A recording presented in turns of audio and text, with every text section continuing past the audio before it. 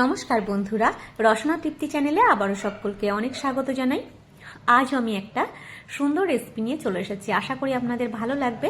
আজ আমি বানাবো সোনপাপড়ি। তো চলুন কত সহজভাবে বাড়িতে বানানো যায় দেখে নেবেন। আপনারা কিন্তু বাড়িতে বানাতে পারেন। এটা দেখে আমি টুকিটাকি যেগুলো টিপস আমি সব বলে দিয়েছি, একদম পারফেক্ট দোকানের মতো হবে। তো চলুন দেখে নেওয়া যাক। প্রথমে কড়াই আমি ছোট চামচের 2 চামচ ঘি দিয়ে দিয়েছি। ঘিটা একটু গরম করে নেব। তো ঘি গরম হয়ে গেছে। এবার এর মধ্যে এই যে বাটিটা মেপে আমি দিলাম ময়দা, সেই বাটি মেপেই সমস্ত মাপগুলো আমি নেব। প্রথমে 1 বাটি ময়দা দিয়েছি আর 1/4 বাটি মানে 1 বাটি 4 ভাগের 1 ভাগ দিয়েছি বেসন। ময়দা আর বেসন দিয়ে করব। আপনারা চাইলে শুধুমাত্র ময়দা দিয়েও করতে পারেন কিংবা শুধুমাত্র বেসন দিয়েও করতে পারেন। আমি 1 বাটি ময়দা আর 1 বাটি 4 ভাগের 1 ভাগ দিয়েছি বেসন। এটাকে মিডিয়াম ফ্লেমে 7 থেকে 8 মিনিট ভেজে নিতে হবে, যাতে কাঁচা গন্ধটা একেবারেই চলে যায়। তো দেখুন আমার ভাজা হয়ে গেছে। এবার এটাকে আমি সঙ্গে সঙ্গে একটা পাত্রে ঢেলে নেব, নইলে কড়াই এখনো গরম আছে, গরমের মধ্যে থাকলে আরো একটু বেশি কড়া হয়ে যেতে পারে ভাজাটা। ওই জন্য আমি একটা পাত্রে ঢেলে রেখে দিচ্ছি একটু ঠান্ডা হওয়ার জন্য। তো দেখুন এটা ভালো করে ভাজা হয়ে গেছে। এবার বানিয়ে নেব যে আসল যে এটা উপকরণটা লাগবে, সেটা হলো চিনি। তো এখানে আমি ওই বাটি মেপেই 1.5 বাটি নিয়েছি চিনি। 1.5 বাটি হয়েছিল আমার ময়দা আর বেসন মিলিয়ে। তো সেম পরিমাপের আমি নিয়েছি এখানে চিনি। আর নিয়েছি 1/2 বাটি জল। 1.5 বাটি চিনিতে আমি 1/2 বাটি জল দিয়েছি।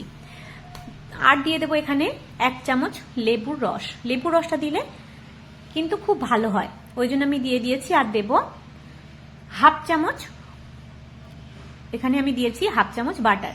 বাটারটা দিয়ে ভালো করে যতক্ষণ না চিনিটা গলে যাবে ততক্ষণ আমি এখানে চামচ দেব না। তো দেখুন চিনিটা কিন্তু গলে গেছে।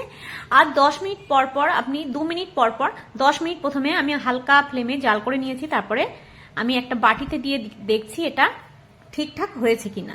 তো দেখুন আমি একটা বাটির মধ্যে দিলাম একটু চিনি সিরাপ। তো এখনো কিন্তু বেশ নরম আছে, দেখুন একদম একদম নরম আছে। তো আরো আমি 2 মিনিট জাল করার পরে আরো একবার দিয়ে নিচ্ছি ঠান্ডা জলের মধ্যে, নর্মাল জলের মধ্যে দিয়ে নিচ্ছি। দেখুন এটা এবার দেখব ঠিকঠাক হয়েছে কিনা সোনপাপড়িটা বানানোর জন্য। তো এবার দেখুন এবার কিন্তু হয়ে গেছে। এবার খুব বেশি শক্ত হয়নি, কিন্তু আপনি যেমন শেপ দেবেন, যদি টেনে লম্বাও করতে চান লম্বা করা যাবে, আবার খুব বেশি কিন্তু নরমও নেই। এই অবস্থায় আমি গ্যাসের ফ্লেমটা অফ করে দিয়েছি। মোট আমার 12 মিনিট লেগেছিল এই চিনি সিরাটা বানাতে, লো ফ্লেমে দিয়ে আমি বানিয়েছিলাম। তো এটাই কিন্তু মেন, এটা কিন্তু শক্ত হয়ে গেলে হবে না, আবার খুব বেশি নরম হলেও হবে না। আপনারা জলের মধ্যে ওইভাবে দিয়ে দেখবেন, যদি দেওয়া যায় তো যখন দেখবেন যে এরকম দলা পাকানো যাচ্ছে তখন নামিয়ে নেবেন। এবার আমি একটা থালায় ঢেলে নিয়েছি। থালাটার মধ্যে প্রথমে আমি ঘি ব্রাশ করে নিয়েছিলাম। এবার দেখুন একটু ঠান্ডা হলে, একটু গরম গরম থাকবে, খুব বেশি ঠান্ডা করা যাবে না। একটু ঠান্ডা হলে এটাকে এক জায়গায় জড়ো করে নিতে হবে। চিনি সিরাটা ঠান্ডা হওয়ার পরে কিন্তু একদম এটা পারফেক্ট হয়ে যাবে সোনপাপড়ি বানানোর জন্য। তো দেখুন এক জায়গায় করে নিয়েছি। এবার হাত দিয়ে আমি তুলে নিয়েছি, হালকা একটু গরম আছে। এই গরম অবস্থাতেই দেখুন লম্বা লম্বা করে একটার ওপরে একটা এইভাবে তুলে দিচ্ছি। 25 থেকে 30 বার আমি এরকম করে নেব। দেখুন একটু হাত দিয়ে টেনে লম্বা লম্বা করে একটার উপরে একটা দিয়ে এইভাবে আমি 25 থেকে 30 বার এইভাবে করে নেব। তো দেখুন এটা কিন্তু বানানো ভীষণ সোজা। আপনারা যারা মনে করেন যে সোনপাপড়ি বানানো খুব কঠিন, একদমই কঠিন না। এটা দেখে বানালে কিন্তু আপনারা বানাতে পারবেন। লাস্ট পর্যন্ত দেখতে থাকুন আমি এটা কিভাবে বানিয়েছি। তো 25 থেকে 30 বার এটা আমাকে একটার উপরে একটা দিয়ে এইভাবে টেনে টেনে লম্বা করা হয়ে গেছে। এবার আরো একটা পাত্র আমি এখানে নিয়ে নেব। তো দেখুন এখানে আরো একটা পাত্র নিয়ে নিয়েছি। এইবার যে বেসন আর ময়দার যেটা আমি ভেজে রেখেছিলাম সেটা থালার উপরে দিয়ে নিলাম। দিয়ে এবার এই চিনির যে ডোটাকে দুটো মুখ একসাথে এইভাবে বেঁধে নিতে হবে। তো দেখুন যেন খুলে না যায়। দুটো মুখ একসাথে আমি বেঁধে নিয়েছি। এখন কিন্তু নরম আছে, আপনি যেমন চাবেন তেমন করতে পারবেন। এইবার ভালো করে ময়দা আর বেসনের ওই মিশ্রণটা এইভাবে একটার পর একটা দিতে হবে, আর এইভাবে একটা করে ফোল্ড দিয়ে দিতে হবে। দেখুন ফোল্ডটা ঠিক এইভাবে দিতে হবে।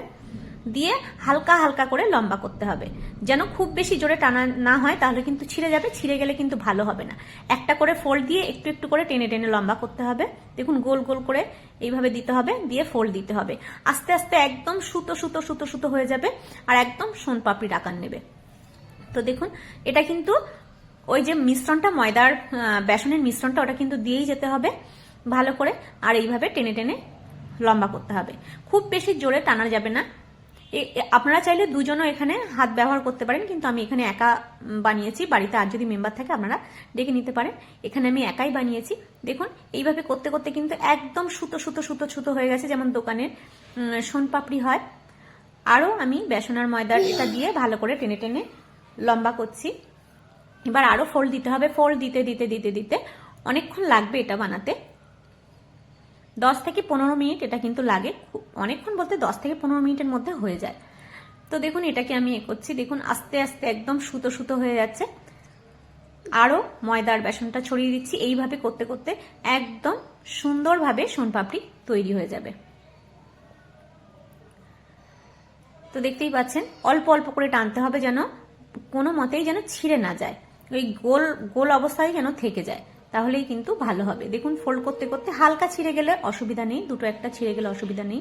এবার কিন্তু এটা আমার রেডি হয়ে গেছে। দেখুন একদম ছোট ছোট জালি জালি হয়ে গেছে, দেখতে কতটা সুন্দর হয়েছে।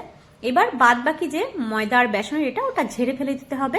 দিয়ে এবার আপনারা ওইভাবেও খেতে পারেন, কিংবা এরকম যে কোনো যে শেপটা আপনারা দেবেন সেই পাত্রের মধ্যে একটু পেস্তা আর আমন্ড কুচি দিয়েছি, দিয়ে তার মধ্যে আমি এই সোনপাপড়ির যেটা বানালাম সেটা এইভাবে দিয়ে দেব। দিয়ে আপনারা শেপ দিতে পারেন, আমরা চৌকো শেপও করতে পারেন। যে কোনো পাত্র, যে পাত্রের শেপটা আপনারা দেবেন সেই পাত্রটা নিয়ে নেবেন, নিয়ে এইভাবে ড্রাই ফ্রুটস একটু তলায় দিয়ে, যেমন দোকানে থাকে, আপনারা এইভাবে দিয়ে দেবেন। দেখুন প্রথমে দিয়েছি ড্রাই ফ্রুটস, তারপরে সোনপাপড়ির এটা দিয়ে দিচ্ছি, দিয়ে হাত দিয়ে একটু চেপে, হালকা করে চেপে নামিয়ে নিলেই কিন্তু রেডি হয়ে যাবে। দেখতেই পাচ্ছেন একদম কতটা সুন্দর ঘরে বানানো সোনপাপড়ি রেডি হয়ে গেল। আমি আরও একটা বানিয়ে দেখাচ্ছি। প্রথমে ড্রাই ফ্রুটসটা দিয়ে দেব, দিয়ে তার মধ্যে দিয়ে দেব সোনপাপড়িগুলো। দিলে কিন্তু ভীষণ সুন্দর হবে খেতে, দেখতেও যেমন সুন্দর হবে, খেতেও খুব সুন্দর হবে। যদি ভালো লেগে থাকে আমার চ্যানেলটাকে সাবস্ক্রাইব করে আমার পাশে থাকবেন, আর পাশে থাকা বেল আইকনটি প্রেস করে দিলে সমস্ত রেসিপির নোটিফিকেশনগুলো সবার আগে পেয়ে যাবেন। আর লাইক শেয়ার করতে ভুলবেন না। কেমন লাগলো অবশ্যই কিন্তু জানাবেন। আজ তবে আসি, আবার দেখা হবে নতুন কোনো রেসিপি নিয়ে। সবাই ভালো থাকবেন, সুস্থ থাকবেন। এতক্ষণ আমার সাথে সঙ্গ দেওয়ার জন্য সবাইকে অসংখ্য ধন্যবাদ।